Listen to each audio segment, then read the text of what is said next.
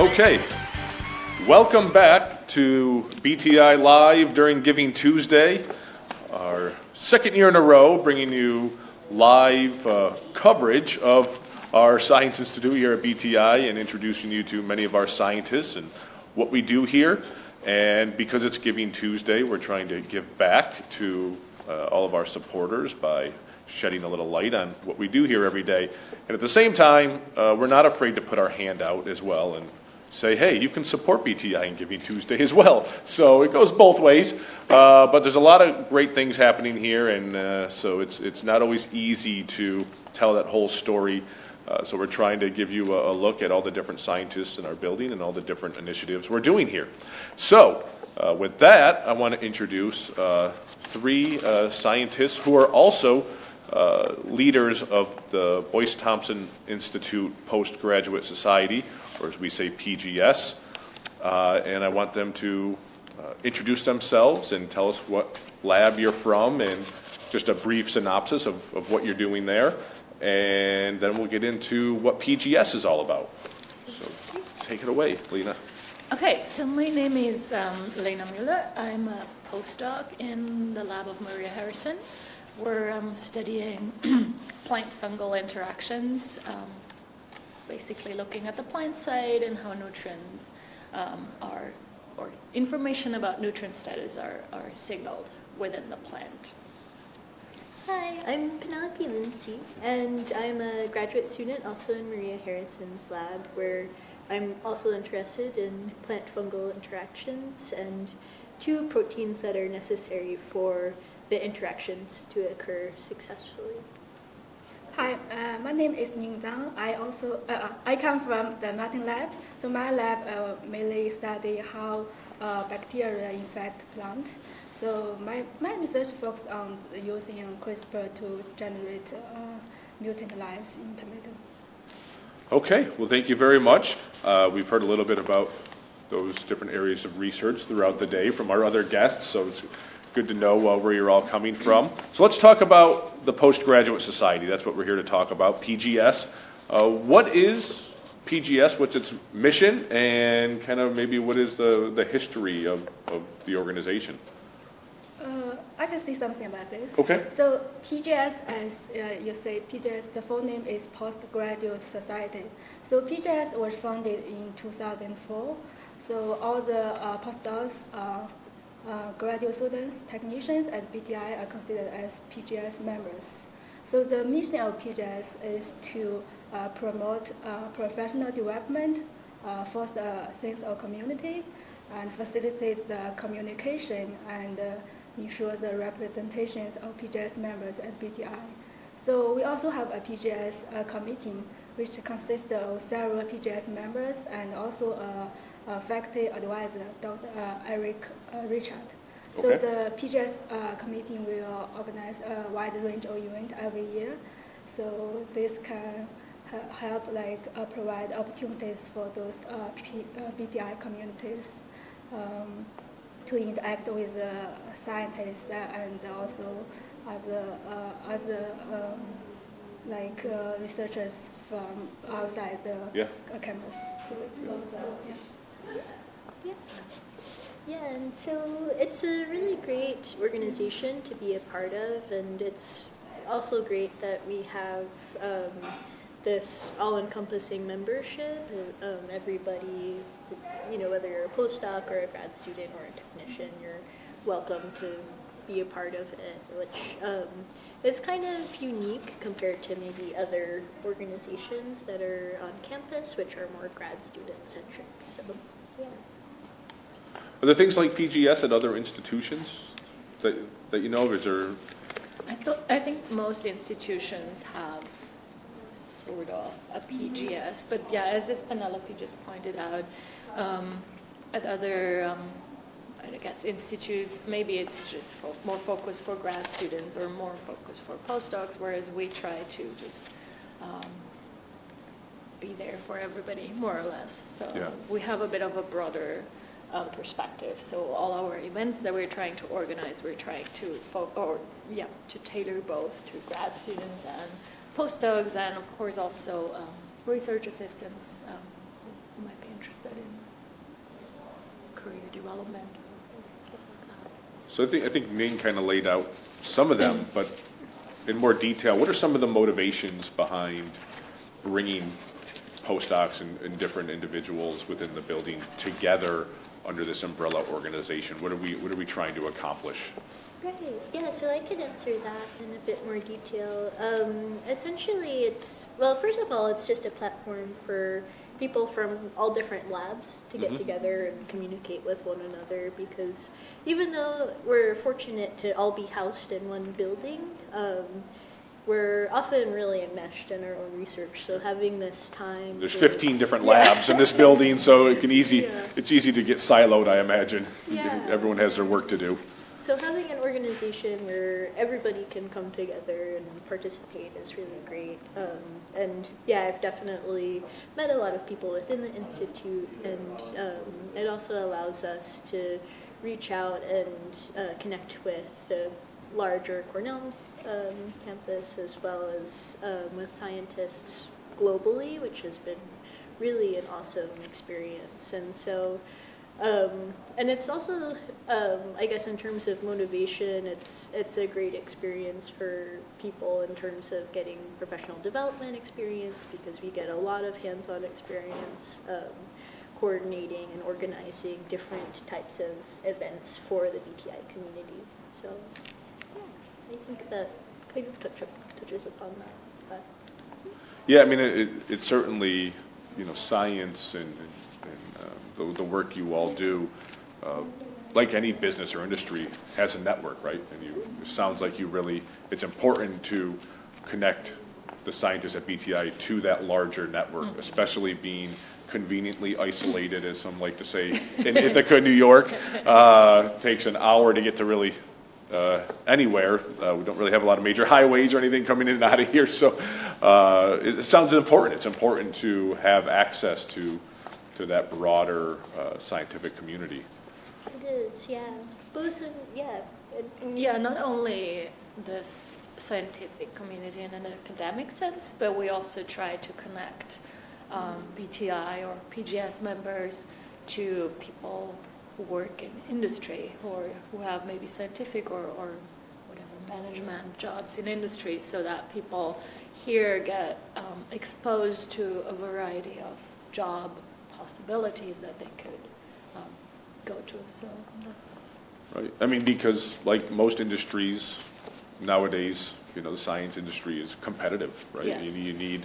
You need to build those relationships, and the way you all are able to facilitate a dialogue between scientists here at BTI, and especially scientists that were once at BTI and have gone on to other places, I think is really important. And yeah. Also, just to know about what possibilities are there, because you're just in your science world, and it's good to hear people who pursue different careers, just to see the options, and then maybe try to decide where you want to go.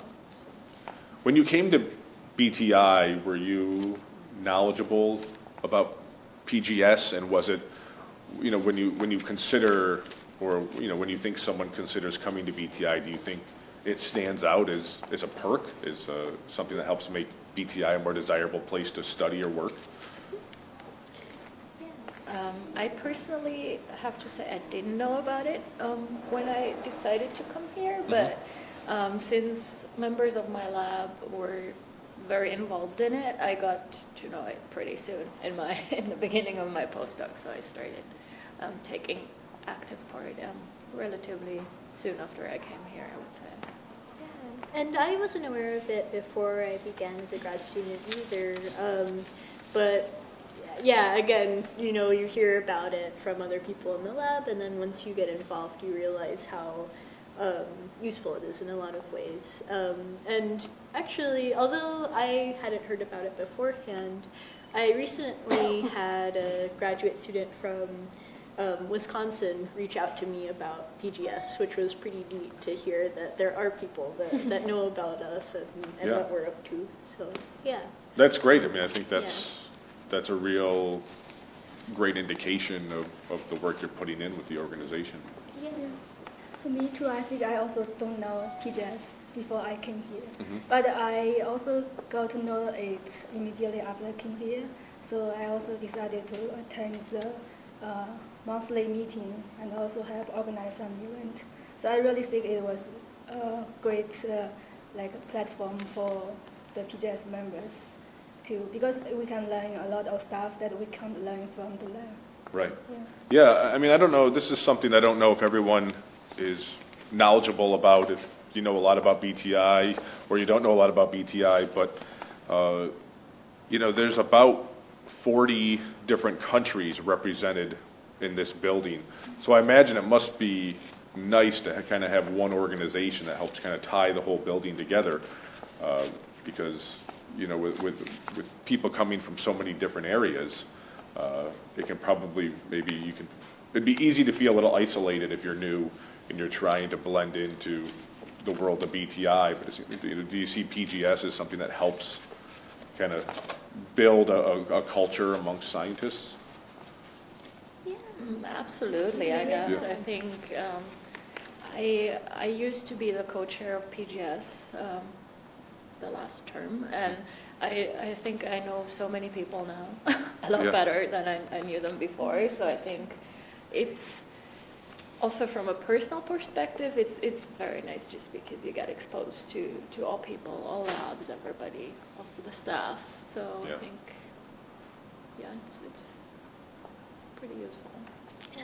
And I definitely agree, and not only in terms of how, being a PGS member, you are exposed to a lot of different people, but I think even with the events we organize, like a seminar, so, we tend to have happy hour reception afterwards, and so even if you're not actively involved with organizing, I think it's still a great resource for the BTI community at large to be able to interact with each other and with other people from our invited speakers, for example. Well, so that was going to be my next question, actually. Ning mentioned that part of what PGS does is puts a number of events together. Can you talk about some of the specific events that maybe you've done this year or that you do every year, and kind of what you think why they serve the BTI mission, or why they serve the scientists here that are trying to build their career development? Sure. Oh, I can begin. Yeah, last year I helped organize the scientific symposium. Okay. So that happens in September. So the theme of that is plant development and evolution. So we invited 4 speakers from different departments from Cornell, and their topic covers multiple disciplines, including plant genomics, biology, and soil science, and chemistry. So we also have host a poster session which integrate the BTI research and emphasize those. And I think this symposium really provides the opportunity for all the BTI faculties, staffs, and postdocs, graduate students, the opportunity to exchange ideas about their research and know more about what other people do. So they also foster the communication and collaboration between different labs in BTI. Yeah. And something that I was very recently involved with was helping to organize our Distinguished Lecturer Series. And so every year BTI invites 2 scientists that can be from anywhere in the world, though we try to keep things to the U.S. oftentimes. And they come and give a seminar and meet with faculty and PGS members and pretty much anyone who might want to speak with the speaker. And so that's been really great because we consistently have excellent scientists come to talk, and they're always really inspiring talks. But yeah. Yeah, and in addition to those events, a third thing that PGS organized this year, 2017 for the first time, was the mentoring program. So there we tried to connect PGS members. We tried to right. connect PGS members with experts in industry or academia. And they were exchanging emails or phone calls or whatever, just so that PGS members would get a better idea of what their career interests would look like if we had somebody who wanted to go into scientific writing. We had somebody who really was thinking about a specific career in industry, so they were connected with somebody in that or similar position that they were interested in. And most of these mentors, these outside mentors, were actually former BTI alumni, so it again creates this community and helps to communicate even, also with people outside of BTI. So that was a success, great success Great. this year, and we're planning to do it again next year for PGS members. So, yeah. Great. Another thing, and also PGS organizes what we call PGS Fests. This is another seminar series where we invite speakers from campus, from Cornell, to give a seminar here. It's always followed also by a happy hour so that people can chat with the speaker or with each other. So that's I think the main things that we did.